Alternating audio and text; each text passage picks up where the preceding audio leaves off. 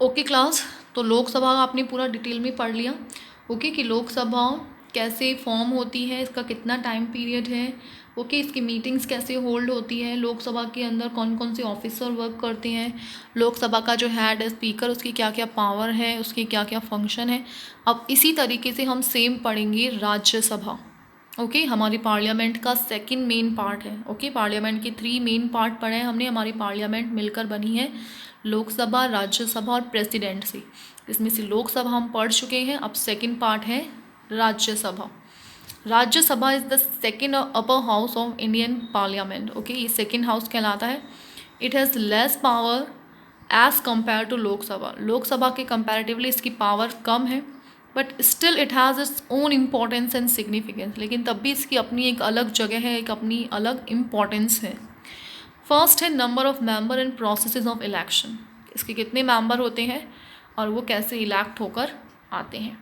The maximum number of members of Rajya Sabha is 250। Okay Lok Sabha का कितना था 552 और राज्यसभा का कितना है 250, बट अभी प्रेजेंटली कितना है 245। इन 245 में से 12 मेंबर्स नॉमिनेट किए जाते हैं प्रेसिडेंट के through. Okay these members are expert, और ये जो 12 मेंबर्स हैं वो क्या होते हैं, they are expert in the field of art, literature, science, social service, sport. Okay इन सब चीज़ों के अंदर जो एक्सपर्ट लोग होंगे वो अलग से 12 मेंबर्स होते हैं जिनको प्रेसिडेंट इलेक्ट करता है 245 मेंबर्स में से। State legislature appoint 233 members. Okay state legislature 233 members को इलेक्ट करता है, and they are elected through the process of single transferable vote using proportional representation by the members of various state and territorial legislature। Okay अलग अलग state के जो members हैं उनके through okay Rajya Sabha के मेंबर्स को इलेक्ट किया जाता है। नेक्स्ट हम पढ़ेंगे क्वालिफिकेशन फॉर मेंबरशिप। ओके कि राज्यसभा का मेंबर बनने के लिए क्या क्या क्वालिफिकेशन होनी चाहिए। The qualification for membership of Rajya Sabha are the same as in the case of लोक सभा। क्या है कि इसकी क्वालिफिकेशन भी वही है जो लोकसभा के लिए है। ओके सिर्फ इतना सा डिफरेंस है कि that for the membership of Lok Sabha person should be of age of 25 years, जबकि राज्यसभा का मेंबर होने के लिए एज 30 ईयर्स या इससे ज़्यादा होनी चाहिए। ओके लोकसभा का मेंबर बनने के लिए एज 25 और मोर देन दिस इससे ज़्यादा, और राज्यसभा का मेंबर बनने के लिए 30 या फिर मोर देन 30। थर्ड है टेन्योर मीन्स टाइम पीरियड, कितने टाइम तक वर्क करता है। Rajya Sabha is a permanent house which is never suspended. Okay क्या कह रहे हैं, ये एक परमानेंट हाउस है जो कभी सस्पेंड नहीं होता। The tenure of its member is 6 years. Okay इसके मेंबर का टोटल वर्किंग ईयर है, कितने साल तक काम कर सकते हैं 6 years.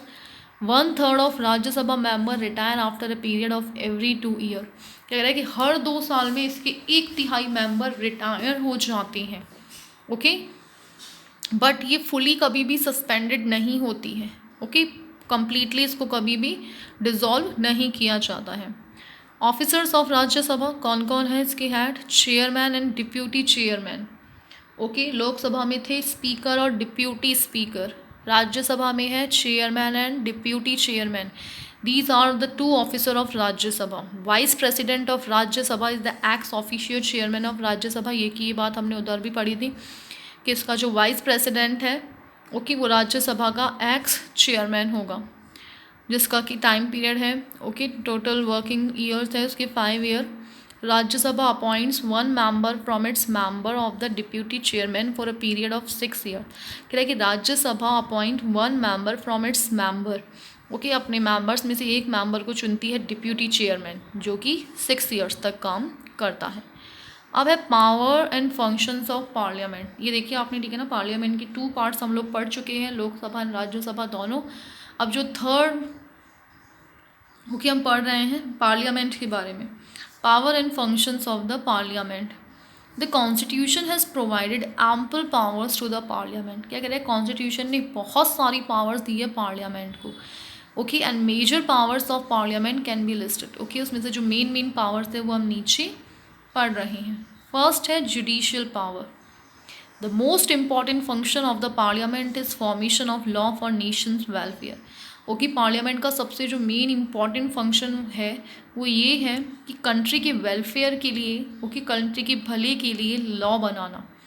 The parliament has the power to form law. Okay, parliament के पास में पावर है किन सब्जेक्ट्स के ऊपर लॉ फ्रेम करने की।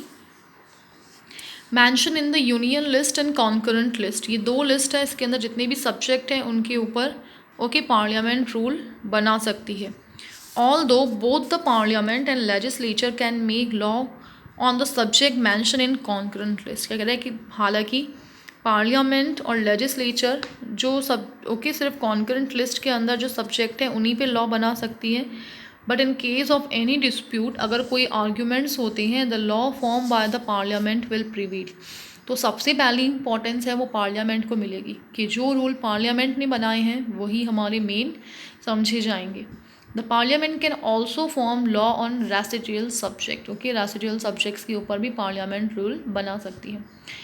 अब है power of making amendment in the constitution, law बनाना, उसके बाद में कॉन्स्टिट्यूशन के अंदर अमेंडमेंट का मतलब है संशोधन करना, चेंजेस करने का राइट भी हमारी पार्लियामेंट के पास है। Parliament has important power, parliament की जो सबसे इम्पॉर्टेंट पावर है regarding amendment in the constitution, कि कॉन्स्टिट्यूशन के किसी सेक्शन में रूल्स रेगुलेशन के अंदर अगर कोई चेंज करनी है तो वो पावर सिर्फ और सिर्फ हमारी पार्लियामेंट के पास है। According to the Constitution, any resolution regarding amendment in the Constitution can be presented only in the Parliament.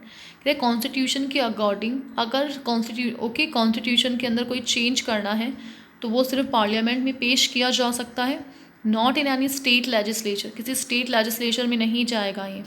Both the houses of parliament perform the function of making amendment in the constitution. क्या कह रहा है कि parliament के जो दोनों house है, Lok Sabha Rajya Sabha, okay, they perform the function of making amendment, वही ठीक है ना ये काम करते हैं कॉन्स्टिट्यूशन के अंदर चेंजेस करने का। And most of the part of the constitution can be amended either through simple majority और through respective 2/3 majority of both the house. और चेंज करने के लिए दोनों हाउस के जो मेंबर है उनकी मेजॉरिटी होना ज़रूरी है, तब जाके कॉन्स्टिट्यूशन की किसी भी चीज़ के अंदर चेंजेस किए जा सकते हैं। Only some provisions of the constitutions are such in which amendment can be made. सिर्फ कॉन्स्टिट्यूशन के कुछ ही प्रोविज़न हैं जिनमें चेंजेस किए जा सकते हैं, और वो भी only after taking permission of legislature, वो भी लेजिस्लेचर की परमिशन लेके। ओके, कौन सी legislature? Of half of the state of Indian union, Indian union में जितनी भी स्टेट की लेजिस्लेचर है, ओके, उनकी एडवाइस के बाद, उनकी परमिशन लेने के बाद, प्लस लोकसभा और राज्यसभा के मेंबर्स की मेजॉरिटी होने के बाद में पार्लियामेंट के सिर्फ कुछ प्रोविज़न के अंदर चेंजेस किए जा सकते हैं। ओके, क्योंकि बहुत ही स्ट्रिक्ट प्रोसेस है।